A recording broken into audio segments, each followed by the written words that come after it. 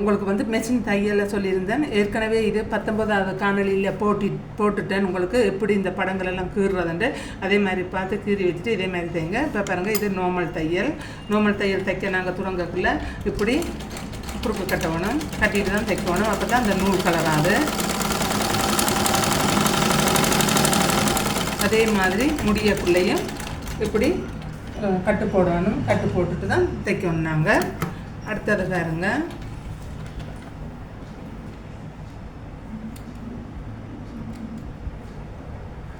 ஏற்கனவே உங்களுக்கு காட்டி தந்திருக்கிறேன் நேராக எப்படி தைக்கிறதுண்டு. அதை பார்த்து அதை செய்யுங்க. அடுத்தது இது வந்து அந்த குறுக்கு கட்டுறன்ட்டு சொல்லுவேன். கொஞ்சம் தூரம் தைச்சிட்டு பாருங்க, இவ்வளோ தூரம் தைச்சிட்டு 2 கட்டு இதை நல்லா பயிற்சி பண்ணி சொல்லுங்கள். அப்போ தான் உங்களுக்கு தைக்கக்குள்ள நடுக்கம் இல்லாமல் கட்டுப்போட வருமே. சரி, இது 2வது தையல். 3வது பார்த்தீங்கன்னா வி. இது பாருங்க, இந்த வி கீறெல்லாம் உங்களுக்கு ஏற்கனவே நான் போட்டுட்டேன். அதை பார்த்து கீறிக்கண்டு இது பண்ணுங்க. இது பாருங்க, இங்கே கொண்டாந்து நிப்பாட்ட வேணும். நிப்பாட்டிட்டு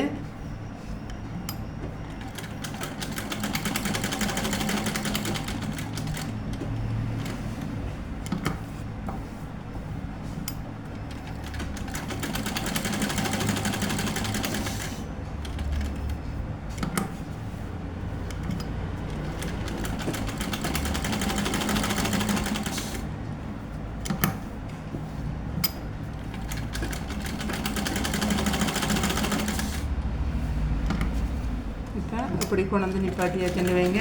அடுத்து நீங்கள் என்ன செய்யணும்னா இந்த லெவலில் பார்க்கணும். இந்த சப்பாத்தை தான் நீங்கள் பார்க்கணும், ஊசியை பார்க்கக்கூடாது. பாருங்க, இப்படி கொண்டாந்து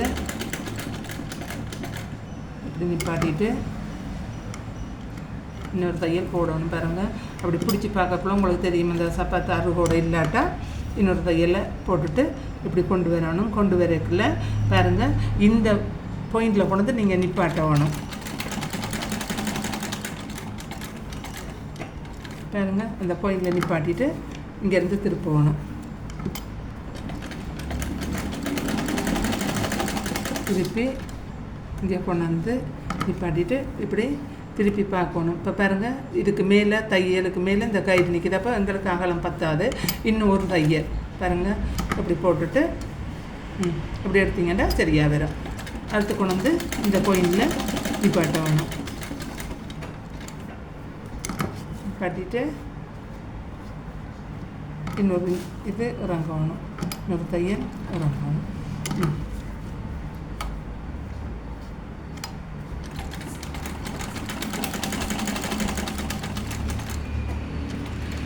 இப்படி நீங்கள் ஒரு 4-5 தையல் பக்கத்தில் போட்டால் தான் உங்களுக்கு பழக்கம் வரும்.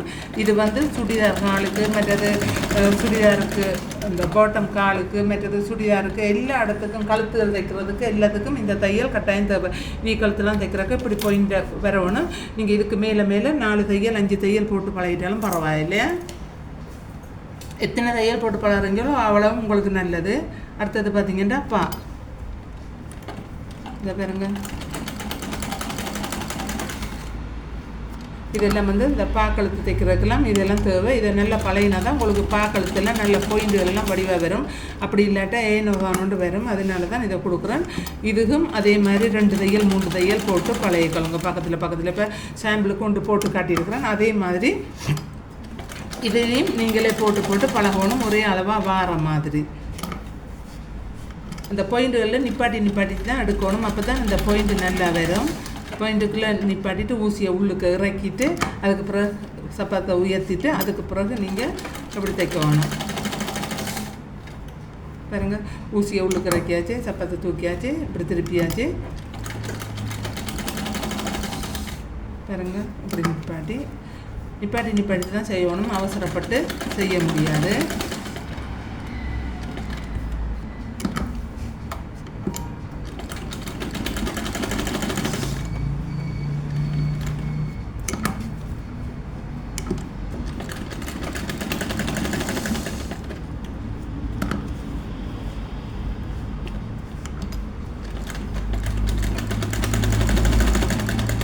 இந்த தையல் முடிஞ்சது பாருங்கள். இப்போ நான் சாம்பிளுக்கு ஒன்று போட்டு காட்டிட்டேன் இந்த வீயில்.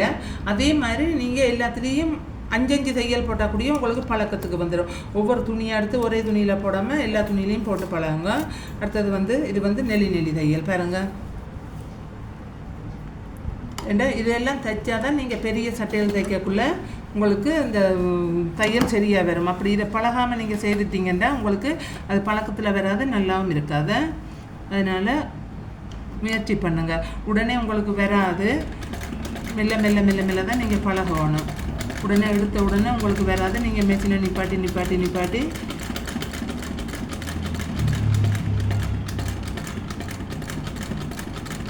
இதெல்லாம் உங்களுக்கு நிறைய இந்த மெஷினில் இப்படி இந்த நார்மல் மெஷின்லேயே நிறைய எம்ப்ராய்டிங் வரும்.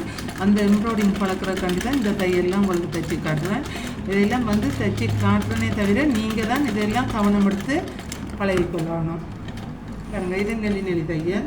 அடுத்தது பாருங்கள் ஸ்காலப்ஸை. இதை பாருங்கள்,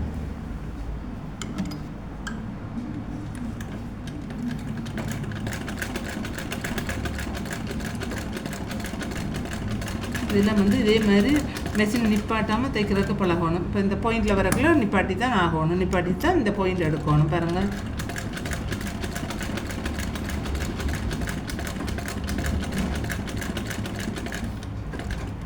இதெல்லாம் தைச்சி பழகாமல் நீங்கள் சட்டையெல்லாம் தைக்க போனீங்கன்னா உங்களுக்கு தையெல்லாம் நல்லாவே வராது, அறகுறையாக வரும். உங்களுக்கு முழுமையாக இதெல்லாம் நல்ல வடிவாக நீட்டாக அழகாக முறைப்படி படிக்கணும்னா இந்த தையல்கள்லாம் பழகு பண்ணுங்கள். இப்போ பாருங்கள், இதே தான் நீங்கள் 3 இல்லை 5 தையல் எத்தனை வேணும்னாலும் நீங்கள் போடலாம். இப்போ பாருங்கள், இதில் உங்களுக்கு சாம்பிளுக்கு ஒன்று காட்டுறோம் பாருங்கள்.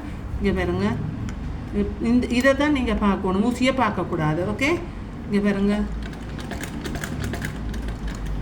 மெல்லமாக ஆறுதெல்லாம் பொறுமையாக பாருங்கள்.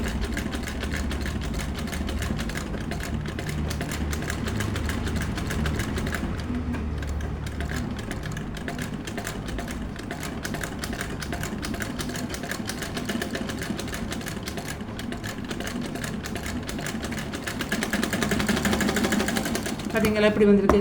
இதே மாதிரி நீங்கள் நேராக அடித்து பழகினீங்கன்னா நீங்கள் நல்ல டெய்லராக வர்றதுக்கு சான்ஸ் இருக்குது. முதல்ல பழக்கம் தான் முக்கியம். நல்ல வடிவாக பழகுங்க. ஓகே, இதே மாதிரி அடித்து பழகுங்க. நன்றி, வணக்கம். அடுத்த காணொலியில்